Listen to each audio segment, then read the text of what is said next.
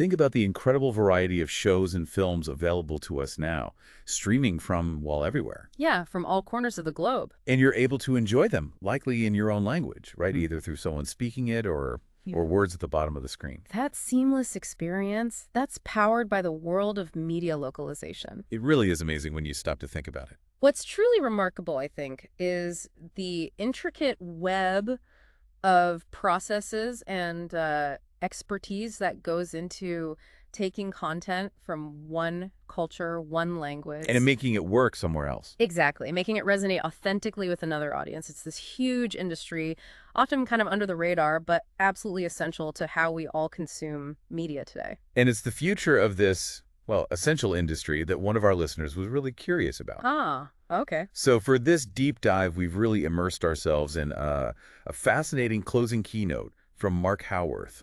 That was at the 2025 CDSA Summit in London. Right, I saw that one. And we also explored the sort of forward-thinking ideas of Daniel Burse, from his books Flash Foresight and The Anticipatory Organization. Burse always has interesting takes on trends. Definitely. And we consider the expert perspectives of Dr. Paolo Fontana, too. Good sources. So our mission here is basically to pull all that together. Yeah, to synthesize these different views and extract the most critical insights into where media localization is heading. We're focusing particularly on speed and tech, right? And Right. consolidation. Exactly. Speed, technology, the potential reshaping through consolidation, and ultimately what it all means for you if you're trying to get your head around this really dynamic area. Okay, let's get into it. Okay, let's unpack this. Mark Howarth, in his keynote, he seemed, well, generally optimistic about the media localization industry, didn't he? Despite maybe some financial bumps. He did, yeah. He presented a pretty compellingly positive outlook. His core argument rests on two big trends that are linked. There are. The sheer volume of content being created globally is just constantly increasing. All right, there's so much stuff now. And the ways that content gets distributed are becoming way more complex. So more content, more audiences. Needs more localization. Makes sense. It does. It creates a greater need for these specialized localization services. He also brought up an interesting point about the major media companies, the big streamers, the studios. Like Netflix or Disney. Yeah, exactly. Why they're probably not going to bring all their localization in-house. What was the thinking there? Well, his reasoning really centers on the specialization needed and the robust infrastructure required. It's not simple then. Not at all. Localization isn't just translating words. It involves complex workflows, established networks of voice actors, translators in tons of languages, significant ongoing investment in tech. So for most content creators, partnering with specialized language service providers, these LSPs, companies dedicated to localization, is often just more efficient and cost-effective. Okay. Yeah. But even with that bright outlook, Howarth asked a really thought-provoking question. What might make someone, hesitate to invest in a localization company right now? What are the potential roadblocks? That's a crucial point, yeah. And his answer gives a valuable perspective. While AI is like the big topic everyone talks about. You'd think that's the main worry. Right. But he suggests it's not the primary concern stopping investment. Instead, he points to this long-standing tension within the industry. Which is? It's the balancing act between quality, speed, and cost. Right, that classic triangle. Quality, speed, cost, big two kind of thing. Sort of. And his observation was that historically, the industry has really leaned heavily towards prioritizing quality, sometimes, at the expense of faster turnarounds and better costs. Okay, so quality was key. Precisely. And this leads directly to what Howarth calls the speed imperative. He argues the whole landscape has fundamentally shifted. How so? The paramount need now is speed and cost efficiency, delivering localization faster and cheaper than ever before. He was quite firm on that, wasn't he? Saying customers expect turnarounds of 5 days or even less. Yeah, 5 days or less. That sounds incredibly tight. Seriously. Yeah. As someone who's waited ages for subtitles sometimes, that shift is, well, it's almost hard to imagine. What pressure does that put on the teams? It's a huge acceleration, and it lines up perfectly with Daniel Burse's idea of a hard trend. A hard trend. Yeah, basically an irreversible shift.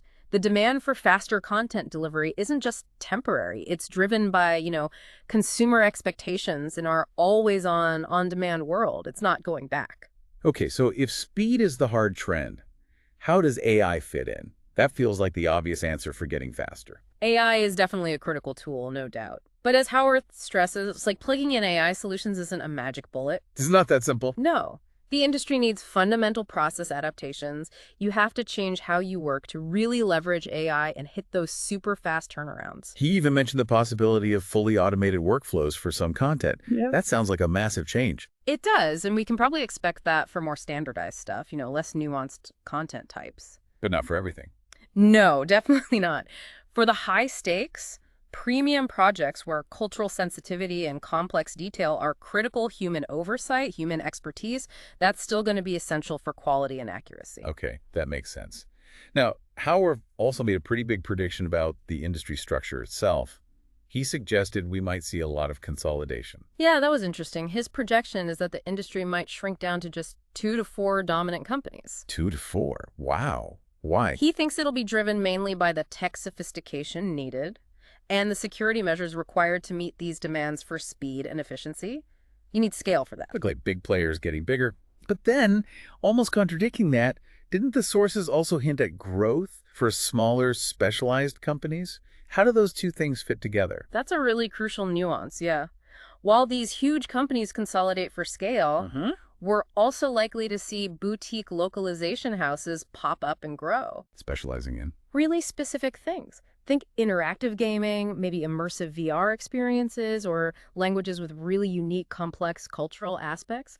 These smaller players can offer deep expertise and agility that might be harder for the big guys to manage across the board. Got it. So consolidation and specialization happening at the same time. Exactly. Huith also had some pretty direct comments about vendor-client relationships, didn't he? Pushing for real partnership. He did, and that's vital. He voiced concerns about current behaviors, things like late payments, lack of proper contracts. Stuff that makes partnership hard. Right. He argued these practices undermine the whole industry's stability.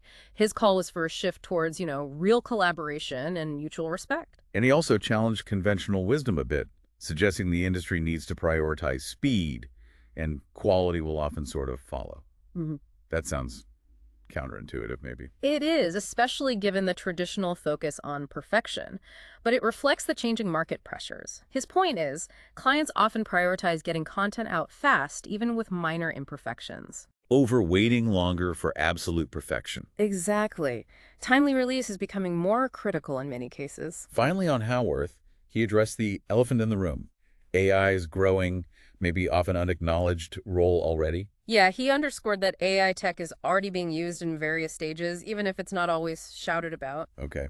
And he wrapped up his keynote with a pretty urgent call to action, right? Warning against sticking to old ways. Absolutely. His message was clear. Adapt or risk becoming obsolete. Embrace the changes, embrace tech, collaborate more. That's the path forward for success. Resisting change isn't an option.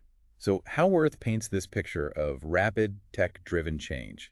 To get deeper into the tech specifics, especially for dubbing, our listener also pointed us towards Dr. Paolo Fontana. Right, Fontana's work. Now, shifting gears a bit, our listener shared some really insightful projections from Dr. Paolo Fontana. He's a seasoned pro in media and entertainment, and he had some particularly interesting ideas about how dubbing might evolve. Yeah, Dr. Fontana's insights build nicely on Howarth's points, really drilling down into the specific tech transformations likely to reshape dubbing. Like what? Well, one of his most compelling ideas is about developing and using massive voice databases. Voice databases. Tell me more. Sounds like a huge digital library of voices. Precisely. Imagine these vast collections of voice recordings, but each one is meticulously tagged with rich metadata. Metadata meaning? Think of it like detailed search tags. Age, gender, accent, emotional range, speaking rate, even unique vocal tics or qualities. Really granular stuff. Okay, so you could search for very specific voice types. Exactly. This level of detail would let AI do incredibly sophisticated voice matching for dubbing. Going beyond just sounding similar then. You could really fine-tune the nuances. That's the idea. And Dr. Fontana sees AI eventually being able to adapt the style of a database voice to mimic the original actor's performance, the rhythm, the intonation, maybe even breathing patterns. He even talks about multilingual voice avatars. So one voice actor's unique vocal identity could be kept consistent across dubs in different languages. That's fascinating, but raises ethical questions, too, about voice ownership and use. Absolutely. Huge ethical and legal considerations there. Fontana also suggested a really innovative way voice actors might get paid in this AI-driven future? Something using blockchain.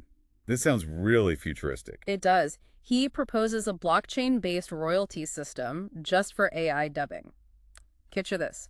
Smart contracts automatically trigger micropayments to the voice actor or whoever owns the rights. Every time their voice sample gets used. Exactly. Every time it's used by AI in a dubbed production. That could bring a whole new level of transparency and automation to royalties, which can be pretty complex. Totally. It could give a clear, auditable record of usage / the admin costs of traditional systems, and maybe even open up new ways for voice actors to monetize their talent in this changing landscape. Fontana also predicted some pretty big shifts in the actual dubbing workflow, right? All because of AI. He sees a fundamental transformation at almost every stage. AI could streamline translating and adapting scripts, Okay. help with virtual casting by analyzing those voice databases, potentially cut down on traditional recording sessions with human actors. Because AI voices could fill in. Yeah, maybe for background roles or even using cloning tech. And it could automate parts of sound editing and mixing, too. So it sounds like it could dramatically speed up the whole dubbing process. Precisely. And with that efficiency comes potential cost savings. Dr. Fontana estimates a global average drop in direct production costs for dubbing of maybe 25 to 40%. Yeah, a huge chunk. But he gave different numbers for France, Italy, Germany, and Spain, the FIGS countries. They have big dubbing industries already. Right. Given their mature markets, maybe higher labor costs, strong unions, and established cultural preferences for dubbing, his estimates were a bit more cautious there. Yeah. Still significant, though, maybe 20 to 35% reduction in direct costs. And if you need less studio time, fewer actor hours. That must have big implications for the recording studios themselves in those SES countries, right? You're absolutely right. If significantly less time is spent in traditional recording studios, logically, you could end up with a surplus of these facilities. An oversupply. Yeah, an oversupply of recording, mixing, editing spaces. And as you said, that kind of excess capacity often pushes industries towards mergers and acquisitions. Companies look to consolidate, optimize resources, stay competitive. Okay, so let's dive into M&A then. We've mentioned a few players. Who are the main categories we should be thinking about in media localization? Broadly, you've got your large, full-service LSPs, language service providers doing all sorts of localization. Okay. Then media-focused LSPs specializing in audiovisual stuff, tech providers developing the tools, niche providers doing specific content or languages, and of course the content owners and distributors themselves. So who's likely to merge with whom? What are the probable deals? Well, we're quite likely to see horizontal integration media LSPs joining forces. Think potentially Zio digital and visual data combining to get bigger scale and reach. That makes sense. Vertical integration, too. Larger LSPs buying up media specialists. Like TransPerfect acquiring speech recently. That's a prime example. Right. And of course, LSPs buying or partnering with AI tech providers. So that seems almost inevitable to get those cutting-edge tools integrated. What about less probable deals, but still possible? Well, maybe horizontal deals among the very biggest LSPs, but that could attract regulatory scrutiny, market dominance concerns. Sure. Content owners buying media LSPs, maybe. But the biggest platforms might prefer flexibility over locking themselves in vertically. Okay. Niche players getting snapped up by bigger LSPs to fill specific gaps, that seems pretty likely too. And then you get into more speculative stuff like big tech companies buying major LSPs or more private equity-driven roll-ups. We mentioned keyword studios earlier, big in gaming localization. What's their M&A situation, especially with EQT about to buy them? That's a key point. That massive acquisition by EQT, the Swedish private equity firm, will likely mean Keywords pauses its own buying spree in the short term. They'll need to focus on integration. But maybe not forever. No, EQT has signaled they'll support value-enhancing acquisitions later on. So Keywords might well get back into buying strategic assets in gaming localization down the line. And TransPerfect, they've been buying quite a bit lately. TransPerfect seems like a very likely acquirer still. They've been beefing up their media and gaming divisions strategically, and they're almost certainly looking at AI tech companies, too, to boost their capabilities. Now, here's an interesting thought. EQT, buying Keywords, is Swedish. Ayuno, another big media localization player, also has Swedish shareholders. Could those two ever combine in the future? Keywords and Ayuno. That is an interesting connection. A merger right after the EQT Keywords deal closes. Probably unlikely, but medium to long term, a combination between EQT Keywords and Ayuno could offer real synergies. So, Keywords is huge in gaming. IUNO is strong in media, complementary strengths. There might be overlaps in tech platforms, client bases, and yeah, the shared Swedish connection might facilitate talks someday. It's a possibility to watch. Okay, what about transperfect, potentially buying a which seems more likely near term? Keywords a or transperfect a In the near to medium term, I'd say transperfect acquiring a UNO seems more probable. Why? Because a UNO is pure play media localization, which fits perfectly with Transperfect's strategic push into that sector. A deal like that would massively consolidate the media localization market, creating a real powerhouse. And the benefits. Huge potential synergies, broader service offerings, integrated tech, cross-selling opportunities between their client lists, operational efficiencies. It makes a lot of sense on paper. Okay, this shift towards AI and dubbing, it brings up that question about all those recording and mixing studios. If they're used less for dubbing, what else could they be repurposed for? That's a great forward-thinking question. Hmm. There are actually quite a few logical, potentially profitable alternatives. Like what? Well, music recording and production is an obvious one, though maybe needing some acoustic tweaks or gear upgrades. Okay. Podcast and audiobook production, that's a booming area. They need good voice booths, quality mics. These studios have that. Right. What else? ADR, automated dialogue replacement, and voiceover work for traditional film and TV, that still needs human actors in isolated booths synced to picture. Still a need there. Definitely. Also, sound design and Foley work creating and recording sound effects. That might need more specialized stages, but it's an option. Game audio recording and voice acting is another growing field, similar needs to ADR. Any lower cost options? Sure. Educational content creation, just needing quiet, treated spaces, or even just renting them out as rehearsal spaces for musicians or theater groups with minimal changes. Maybe basic live streaming hubs, and some could specialize in audio restoration or archiving. So lots of possibilities. But it's not just flicking a switch. No, exactly. The key is assessing the existing space, the acoustics, the gear, figuring out what upgrades are needed for a specific new use, and then actively marketing the studio to that new type of client. It requires a strategic pivot. Absolutely. Understanding the tech and workflow needs of, say, podcasting versus Foley, making smart investments and finding the right customers, that'll be crucial for studios adapting to this changing landscape.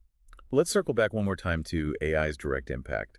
How is it changing the actual nuts and bolts of the dubbing and subtitling processes? Where's the biggest change happening? We're seeing AI chip away at or assist with nearly every stage. In dubbing, think about preparing the source material, AI analyzing video for scene cuts, identifying who's speaking, creating rough time codes. Automating the prep work. Yeah. Then providing first-pass machine translations, suggesting lip-sync adaptations for the scripts. Helping the scriptwriters. Exactly. Helping with casting by searching those voice databases we talked about. Maybe handling background voices with AI or using voice cloning.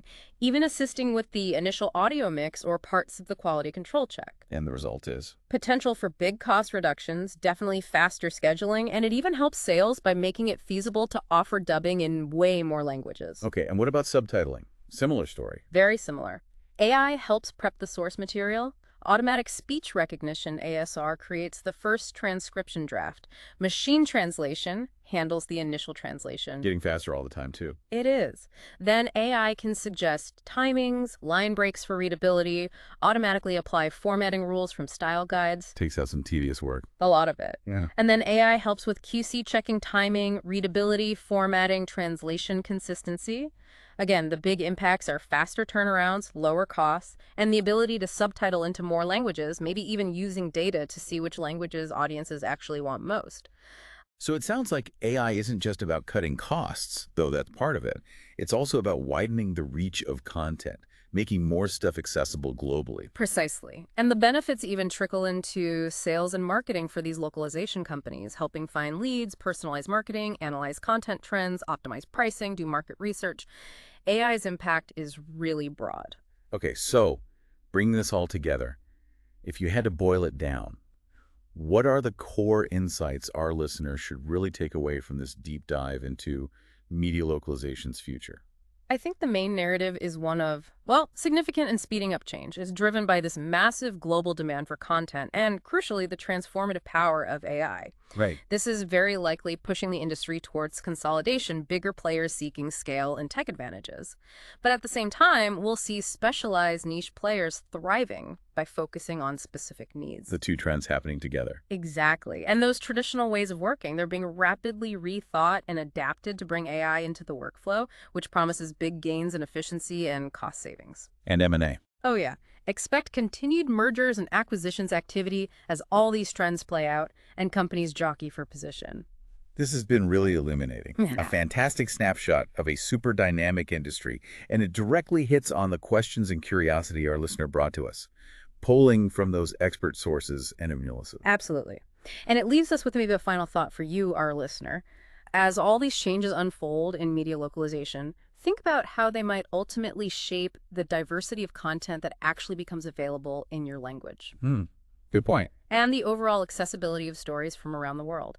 It's worth considering the ethical side of AI voice tech, too, and what the future role of human creativity looks like in this increasingly automated landscape. Lots to think about.